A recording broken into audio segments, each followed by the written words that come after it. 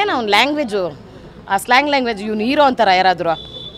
ಆಯಪ್ಪನ ಕಷ್ಟ D boss, ಆಯಪ್ಪನ ಕಷ್ಟ ಅವನಿಗೆ.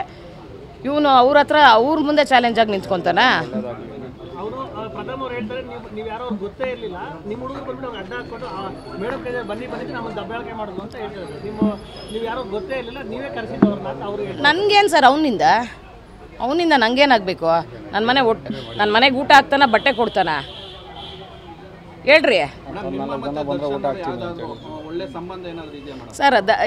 ಕರಿಯಾ ಫಿಲಮ್ ಶೂಟಿಂಗ್ ಟೈಮಲ್ಲಿ 75% ಶೂಟಿಂಗ್ ಟೈಮಲ್ಲಿ ಅವ್ರ ಜೊತೆ ನಾನು ಟೈಮ್ ಸ್ಪೆಂಡ್ ಮಾಡಿದ್ದೀನಿ. ನನ್ನ ಅಣ್ಣ ಅನ್ನೋಕ್ಕೆ ಇಷ್ಟಪಡ್ತೀನೋ, ತಮ್ಮ ಅನ್ನೋಕ್ಕೆ ಇಷ್ಟಪಡ್ತೀನೋ, ನಾವಂತೂ ಯಾವುದೇ ರೀತಿ ಅವ್ರು ಎಂಥ ಬ್ಯಾಡ್ ಪೊಸಿಷನಲ್ಲಿದ್ದರೂ ನಾವು ಬಿಡ್ಕೊಡೋಕೆ ರೆಡಿ ಇಲ್ಲ. ಜೈ ಡಿ ಬಾಸ್ ಅಂತೀವಿ.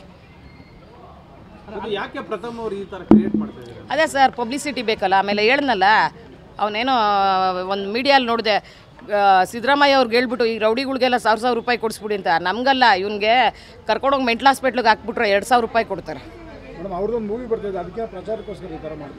ಪಬ್ಲಿಸಿಟಿಗೆ. ಈಗ ಅವ್ನ ಮಕ ನೋಡ್ಕೊಂಡು ಯಾರು ಫಿಲಮ್ಗೆ ಹೋಗ್ತಾರೆ? ಪಬ್ಲಿಸಿಟಿಗೆ ಇದೆಲ್ಲ ನಿಜಾನಾ? ಯಾರು ಸರ್ ಅವನೇನು ಹೀರೋ ಇದ್ದಂಗೆ ಇದಾನ? ಆಮೇಲೆ ಆ ಹುಚ್ಚುನ ಬಗ್ಗೆ ನಾವು ಮಾತಾಡ್ತೀವಿ, ಟೈಮ್ ವೇಸ್ಟು, ಬೇಜಾರು ಮಾಡ್ಕೊಂಬಿಡ್ರಿ. Thank you. ಎಲ್ಲ ಮೀಡಿಯಾ ಅವ್ರಿಗೆ ಒಳ್ಳೇದಾಗಲಿ.